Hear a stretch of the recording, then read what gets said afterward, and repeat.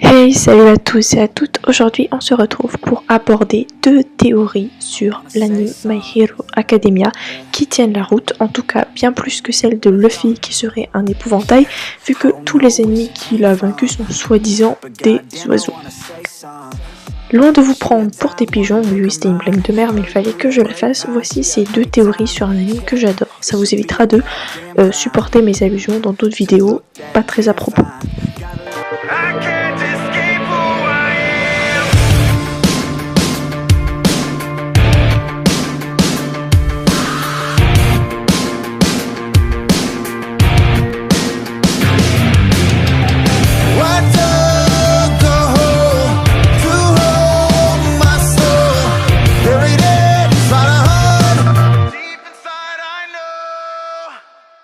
La première théorie est celle selon laquelle la véritable identité de Black Mist serait celle de Naomasa, le meilleur ami de All Might.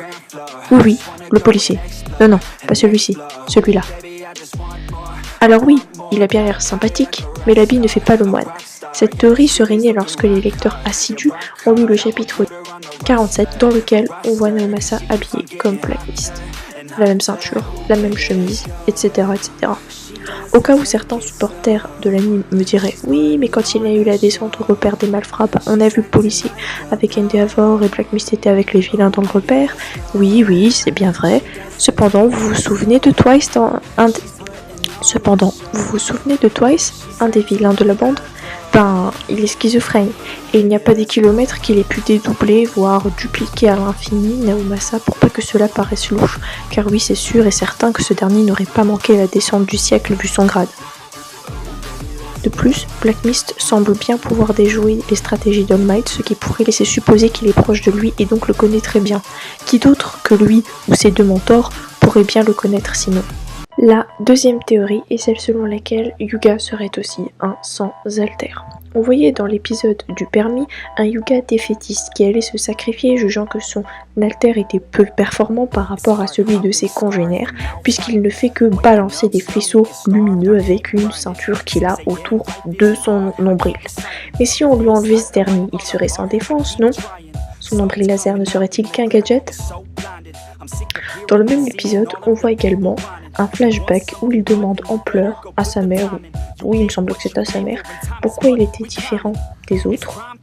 Une source de différence dans ce monde étant le manque d'alter, parce que ton purée d'orteil n'est pas dépourvu de je sais plus quelle vertèbre, c'est forcément l'explication, non? Et c'était avant que cette dernière ne lui offre son nombril laser. S'ensuit alors une zone de spoil.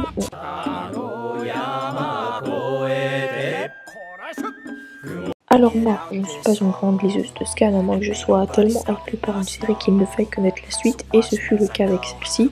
Sachez que dans un chapitre lointain dont je ne me rappelle plus le numéro, mais qui n'est pas encore paru dans la version licenciée de Kiyun, mais qui sera adopté dans la saison 4, on voit un Yuka qui laisse un mot à Deku, où il marque « Je sais », sous-entendant comme Bakugo qu'il a compris que Deku n'avait pas d'alter.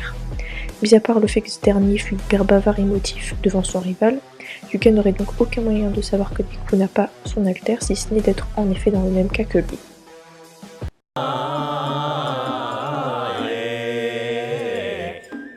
Et comme à mon âge je ne sais toujours pas compter, je vais vous parler de ma troisième et dernière théorie. Donc c'est une théorie que j'ai trouvée, comme quoi le médecin d'All for One serait exactement le même médecin qui a annoncé à Izuku qu'il était sans alter. Regardez, la même moustache, les mêmes yeux renfoncés, la même façon de s'habiller.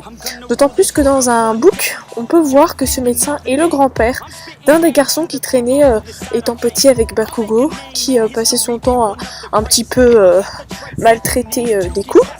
Et on peut préciser que ce petit garçon avait des ailes qui ressemblent étrangement aux ailes d'un des colosses qui avait été fabriqué par le fameux médecin d'All for One.